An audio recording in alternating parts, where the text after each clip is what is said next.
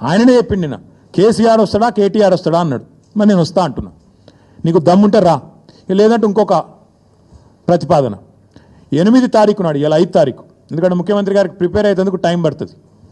8 తారీఖు నాడు 11 గంటలకు మేమందరం వస్తాం. సోమాజిగూడ ప్రెస్ క్లబ్ రా, నీకు ఒక కుర్చీ చేసి పెడతాం. నీ కార్యకర్తలతో సహా వస్తావా, నీ ఎమ్మెల్యేలతో సహా వస్తావా, వాళ్ళు ఎంతమంది వస్తారో చెప్తే వాళ్ళకు కూడా ఇంతజాం చేస్తాం. ఛాయ్ బిస్కెట్ కూడా మా సోమాజిగూడ ప్రెస్ సోదరులను అడిగి అది కూడా ఏర్పాటు చేస్తాం. సోమాజిగూడలో ప్రెస్ క్లబ్లో 11 గంటలకు 8 తారీఖు నాడు నేను రెడీగా ఉంటా. నువ్వు వస్తావా రావా నీ ఇష్టం, నువ్వే ఛాలెంజ్ ఇసిరినావు, రావాలని కోరుతున్నా. వస్తే సంతోషం, మీడియా ముందే చర్చిద్దాం. నీళ్ళకు నీళ్లు పాలకు పాలు. కేటీఆర్ సవాల్ని స్వీకరించాలంటే వాళ్ళయ్యే కేసీఆర్ రావాల్సిన అవసరం ఉంది. ఎందుకంటే ఇవన్నీ కూడా ఉత్త ప్రచార ఆర్భాటం కొరకు చేసే ఎత్తుగడలు అనేది అందరికీ అర్థమవుతూనే ఉంది. ఏ సెంటర్ ఎందుకు, అసెంబ్లీ సెంటర్నే పెట్టుకోవచ్చు.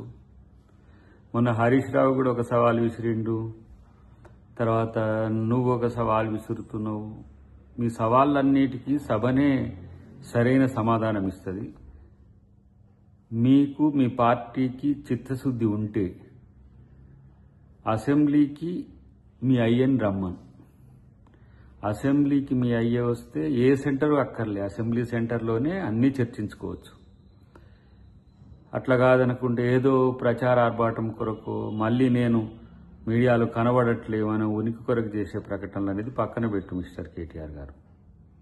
ఎందుకు ఈ మాట చెప్పాల్సి వస్తుందంటే మీకు ఇదొక ఏమంటాము తంతుగా మారింది.